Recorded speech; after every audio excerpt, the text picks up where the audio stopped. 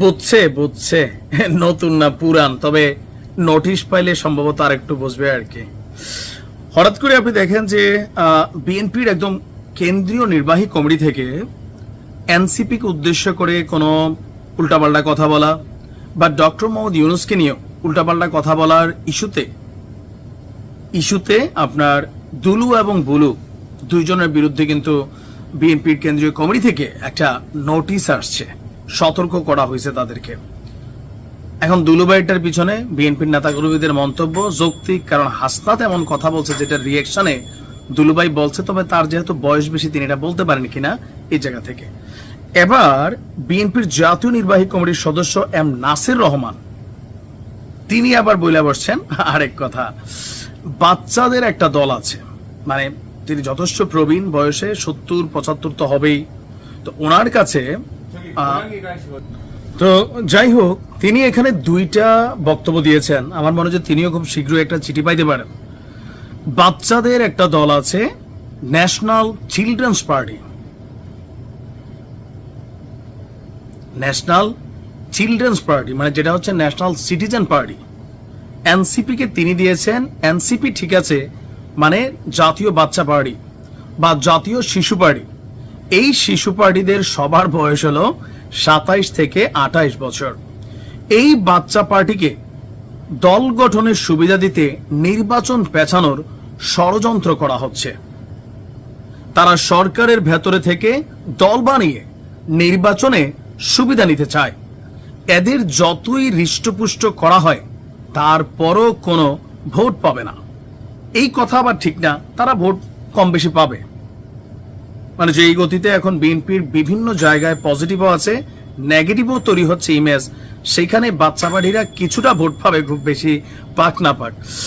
তো তিনি বলছেন দেশের মোট ভোটার হচ্ছে 12.5 কোটি, আর ফেসবুক ভোটার হচ্ছে 50 লাখ বা আরো কম। এদের মধ্যে একটি অংশ সংস্কারের দোহাই দিয়ে নির্বাচনের বিরোধিতা করছে। তাহলে 12 কোটির উপর যেসব ভোটার রয়েছেন তারা তো কোনো কথা বলেননি। তারা কি কেউ ফেসবুকে বলেছেন যে আমি নির্বাচন চাই না? আসল নির্বাচন দেশের মানুষ সবাই চায়, কারণ বিগত 15.5 বছর মানুষ ভোট দিতে পারেনি। আজকাল দেশে নির্বাচন নিয়ে বেশি মাতামাতি হচ্ছে। মফস্বল, টাউন, গ্রাম অঞ্চলে যারা থাকেন তারা সবাই নির্বাচন চান, আর শহরের ভেতর যাদের মোবাইল ফোন আছে এবং একটি অংশ ফেসবুক আছে, ওই ফেসবুক ওয়ালার দেশে নির্বাচন চান না। ফেসবুক খুলে কমেন্টে দেখবেন তারা নির্বাচন চায় না, তারা 5 বছর ডক্টর ইউনূসকে চায় বলেও কমেন্ট করে পোস্ট করে। এরা হলো ফেসবুক ভোটার। তো অনেকটা ধৈর্য হারিয়েছেন, কথার মধ্যে বোঝাই যাচ্ছে।